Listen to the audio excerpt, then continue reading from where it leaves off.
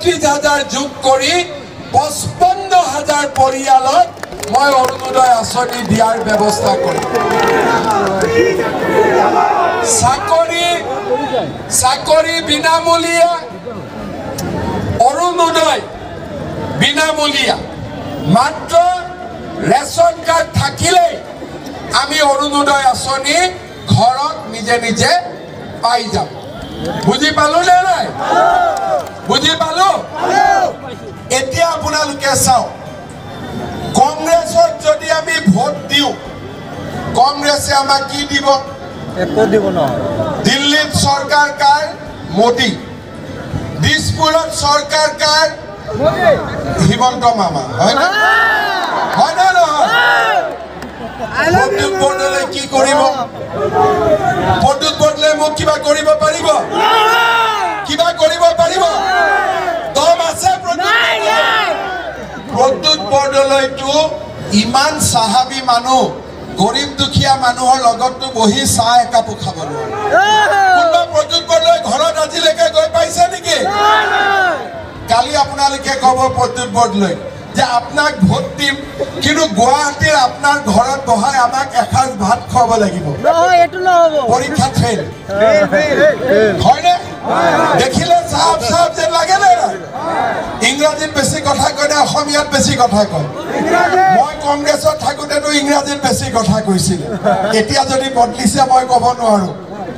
চাহাবী মানুহ, ভোট দি কি লাভ হ'ব? ভোটটো বেকাৰ যাব।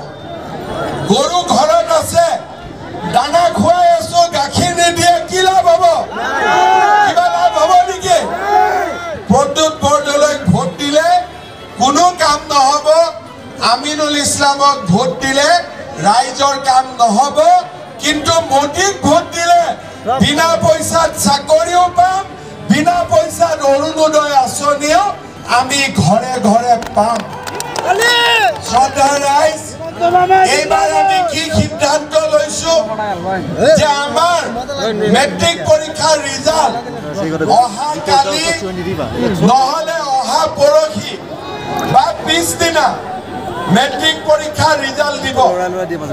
মেট্ৰিক পৰীক্ষাৰ ৰিজাল্ট দিয়াৰ পিছত এইবাৰ ঢিঙৰ সব ল'ৰা ছোৱালী কলেজত পঢ়িব লাগিব। ঠিক আছে?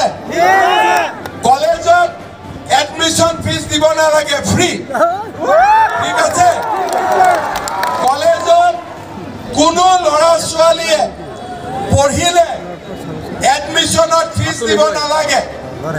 তাৰ লগত কিতাপ কিনিবৰ কাৰণে সব ল'ৰা ছোৱালীৰ বেংক একাউণ্টত মই টকা দিম, কিতাপ কিনাৰ খৰচাও মোৰ। ঠিক আছে? আৰু তাৰ লগত ঢিঙৰ যিবিলাক ছোৱালী এইবাৰ কলেজত এডমিশন ল'ব, তাৰ বেংক একাউণ্টত মই আৰু 10,000 টকা ভৰাই দিম। তাৰমানে ল'ৰা ছোৱালীৰ এডমিশন ফ্ৰী, ল'ৰা ছোৱালীৰ কিতাপ ফ্ৰী, তাৰ লগত ছোৱালী কলেজত গ'লে বেংক একাউণ্টত 10,000 টকা। কাৰ দায়িত্ব? মামাৰ দায়িত্ব। ঠিক আছে? এতিয়া এটা কথা মই জানো যে ঢিঙত বহুত মানুহৰ মাটিৰ কাগজ নাই। হয় নে নহয়? আজি বসুন্ধৰা আঁচনি কোনে আনিলে? কোনে আনিলে?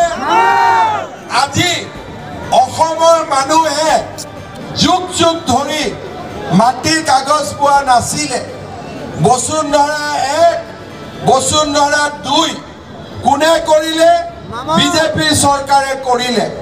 এতিয়া অহা 2 মাহ পিছত বসুন্ধৰা 3 আঁচনি আহি আছে। ঢিঙৰ মানুহক প্ৰদ্যুৎ বৰদলৈ কৰি দিব নে মামাই কৰি দিব? কাৰ ওপৰত বিশ্বাস আছে? আমিনুল ইছলামে কৰি দিব নে মামাই কৰি দিব? কোনে কৰি দিব পাৰিব? তেতিয়া মামাক ভোটটা দিতে লাগব কি নাই লাগব? দিতে লাগব কি নাই লাগব? দিব লাগিব না? দিব কিন্তু লাগিব দে।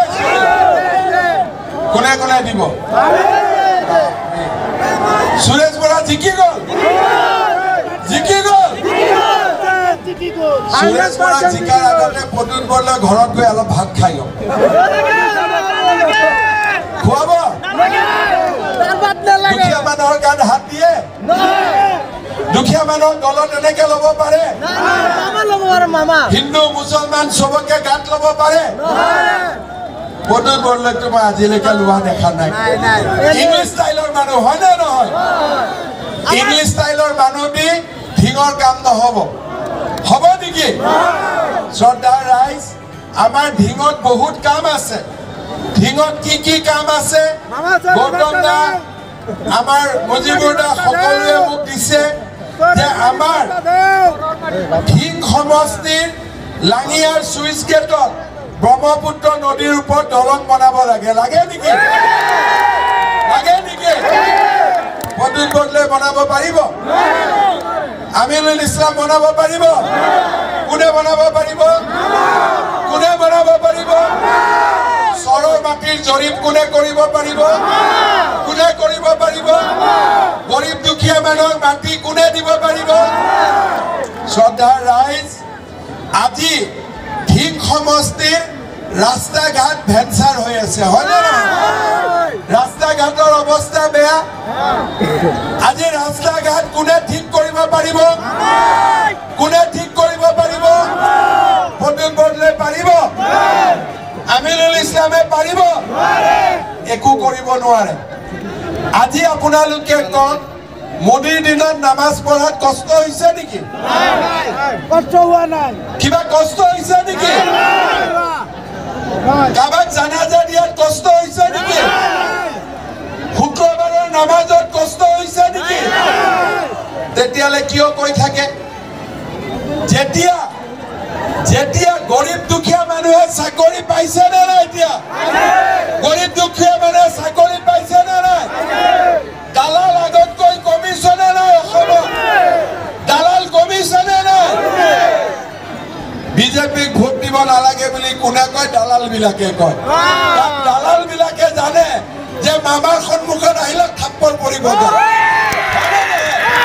সেইকাৰণে দালাল বিলাকে মোক বেয়া পায় মই কৈছো ভাই দালালৰ কাম নচলিব এতিয়া অসমত গৰীব দুখীয়া মানুহৰ ৰাজত্ব চলিব লাগিব দুখীয়া মানুহৰ কাম হ'ব লাগিব হয় নে নহয় সেইকাৰণে ৰাইজ এইবাৰ আপোনালোকে বিজেপিক ভোট দিয়ক ঠিক আছে বিজেপিক ভোট দিয়ক সুৰেশ বৰা ভাল মানুহ সুৰেশ বৰাক ভোট দিয়ক চৰকাৰ নৰেন্দ্ৰ মোদীৰ হ'ব আৰু দিছপুৰত বিজেপিৰ চৰকাৰ আছে আৰু 50 বছৰ বিজেপিৰ চৰকাৰ থাকিব 50 বছৰ বিজেপিৰ চৰকাৰ থাকিব